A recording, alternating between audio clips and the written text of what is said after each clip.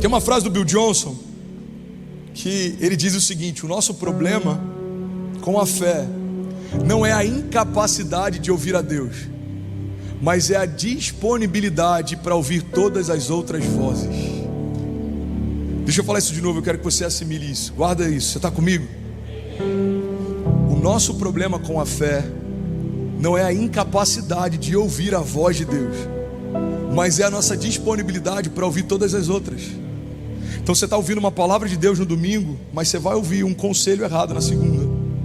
Você está ouvindo uma palavra de encorajamento no teu tempo de oração, o Senhor está lembrando para você de algo que Ele te prometeu, Deus está trazendo à tua memória algo que te dá esperança, mas vai chegar na terça-feira e uma notícia vai tentar desencorajar você. Irmão, muita gente está parando, não é porque não ouve a Deus, é porque está ouvindo qualquer um também.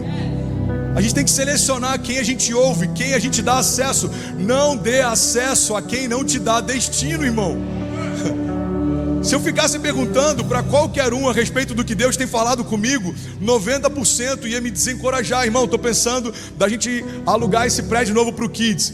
Pastor, não faz sentido financeiramente. Se a gente for olhar geograficamente, se a gente for, irmão, eu tenho uma palavra e ela basta, é ela quem supre. O Deus que deu a visão, dá a provisão, vai acontecer. E é assim na tua casa, nos teus negócios, no teu chamado, no teu ministério. A gente tem que gastar mais tempo, irmão, discernindo essa palavra do que começando a correr.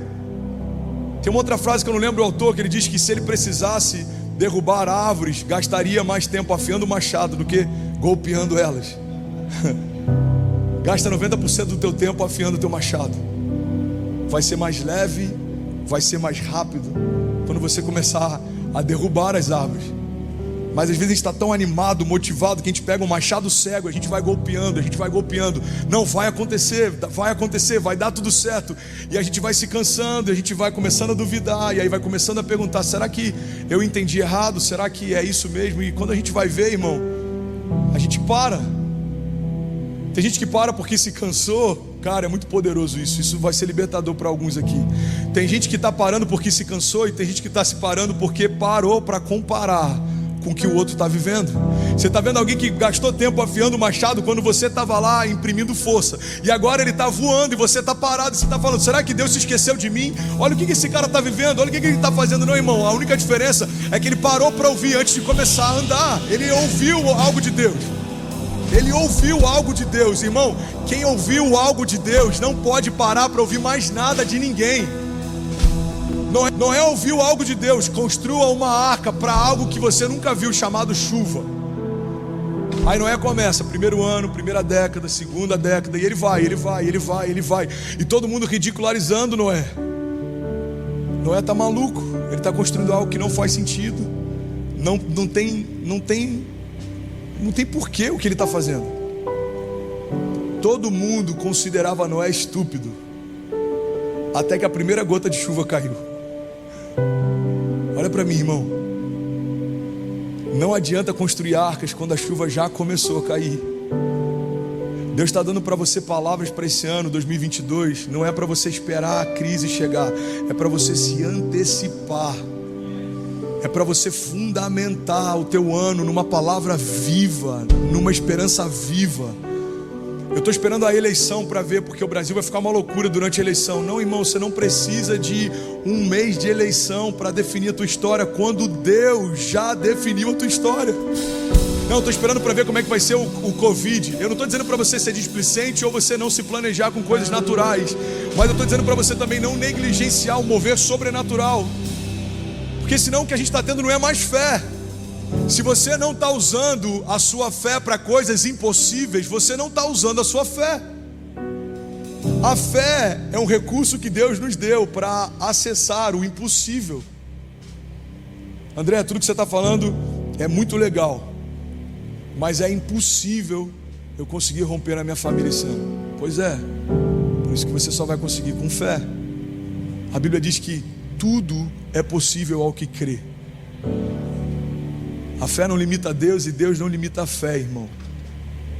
Esse lugar que você está sentado hoje, um dia foi só uma visão e por fé se tornou uma realidade.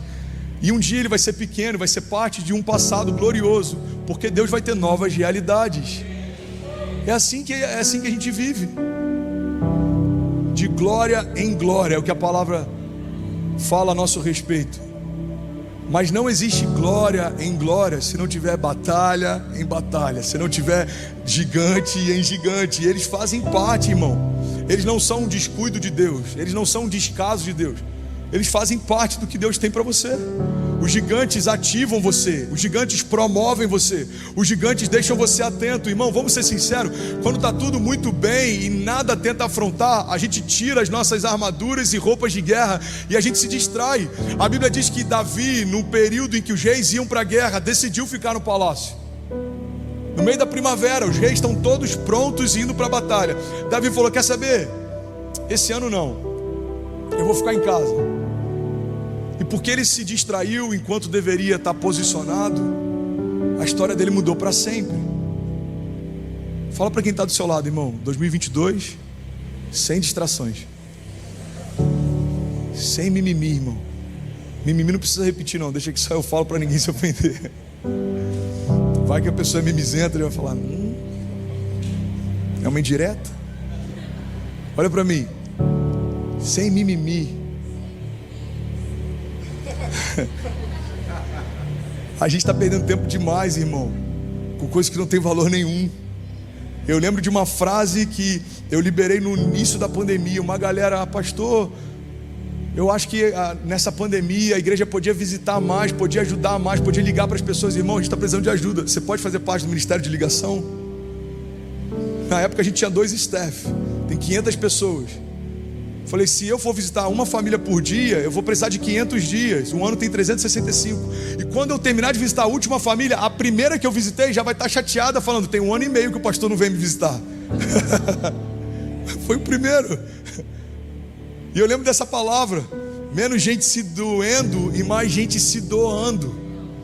2022 não tem espaço para distração, para mimimi, para reclamação, para vitimismo, para autocomiseração. 2022 é o ano de andarmos sobre as águas, é a nossa escola da fé, é o ano de avançar, confiar em Deus mais do que a gente confia em qualquer palavra dada por homens.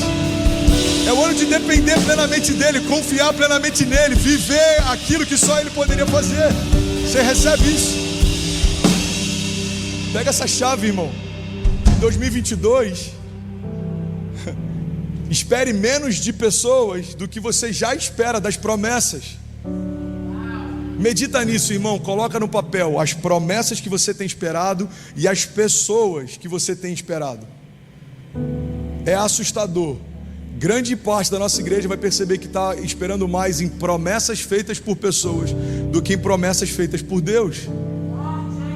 Aí você vai começar a arriscar: não, essa porta fulano falou que vai abrir, mas eu não vou esperar por isso. Isso daqui fulano falou que vai me ajudar, mas eu não vou depender disso. Você risca toda a dependência natural e deixa na tua lista só uma dependência sobrenatural. Isso aqui só acontece se Deus mudar essa história. Isso aqui só acontece se Deus mudar completamente a história da imigração. Só se Ele mudar isso aqui para acontecer. É isso que você precisa. Isso aqui só acontece se tiver 1% de chance. Mas se fosse nem 1% de chance, Deus poderia. Sabe quantos por cento de chance? Baixinho, só um pouquinho. Sabe quantos por cento de chance pela medicina Lázaro tinha de poder voltar a viver? 0. E Jesus? 0. E de Abraão ter filhos? 0. E de homens entrarem numa fornalha ardente várias vezes mais? 0. E de alguém entrar na fornalha e dançar com eles? Menos 10. E de um homem andar sobre as águas, humilhar a gravidade, passear sobre a matéria, e de alguém nomear estrelas e ainda assim saber o meu nome, e de alguém passear na eternidade. Qual é a probabilidade de um Deus criador morrer pela sua criação? De um Deus que poderia apertar o botão reset, deletar e fazer tudo de novo, falar: não, eu não vou recomeçar, não, eu vou começar com eles de novo. Eu vou pagar o preço, mas eu não abro mão deles. Irmão, olha para mim, qual era a probabilidade de você estar onde você está, de você ter o que você tem, de você viver o que você vive? Qual que era a minha probabilidade de ser pastor? Eu não gostava nem de igreja, eu tinha resistência a evangélicos. Qual era a minha probabilidade de ser escritor? Saí do 3º ano do ensino médio para fazer supletivo, porque no último semestre eu sabia que eu ia repetir em literatura e português. Aí Deus me dá a graça no ano passado lançar um livro, o Recorte da Editora em pré-venda. Você tem que olhar para isso e falar: qual é a probabilidade? Para mim, impossível. Para Deus, inevitável.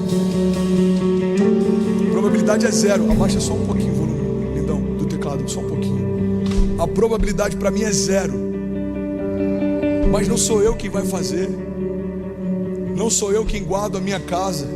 Se o Senhor não guardar, em vão vigia o sentinela. Não sou eu quem edifica. Se o Senhor não edificar, em vão trabalham aqueles que nela constroem. Não sou eu, irmão, que lidero a igreja. Se o Senhor não me der uma palavra, eu não tenho nada para falar nesse púlpito. Não sou eu que guardo os meus filhos. Se o Senhor não poupasse eles, não teriam nascido, nem eu estaria de pé. Então o que a gente precisa fazer no primeiro culto do nosso melhor ano é trazer de novo ao lugar de direito aquilo que nunca deveria ter saído, trazer o Senhor como a centralidade da nossa história. Se arrepender de tudo que a gente colocou confiança e expectativa que não nele, irmão. Billy Graham diz que a ansiedade é a causa natural de colocarmos a nossa expectativa em qualquer coisa menor do que Deus. Eu estou ansioso, por quê? Porque eu coloquei minha expectativa em qualquer coisa menor do que Deus. E eu preciso me arrepender, irmão. A gente não vai viver um pleno avivamento se a gente não viver um pleno arrependimento. A gente tem que trazer de volta para o centro quem nunca deveria ter saído dele. E tudo bem? Você acabou agora de assistir um vídeo. Se você ainda não está inscrito, já se inscreve também no nosso canal, ativa esse sininho aqui embaixo de notificação e toda vez que eu fizer uma live ou estiver transmitindo uma mensagem ao vivo, você vai ser um dos primeiros a saber. Mas eu deixei mais 2 indicações aqui que eu espero que façam muito sentido para você. Então já aproveita e clica para assistir a próxima mensagem, beleza? Seja bem-vindo ao time de incendiários e eu espero de verdade que essas mensagens mudem a sua vida como elas têm mudado a minha também. Até a próxima. Valeu!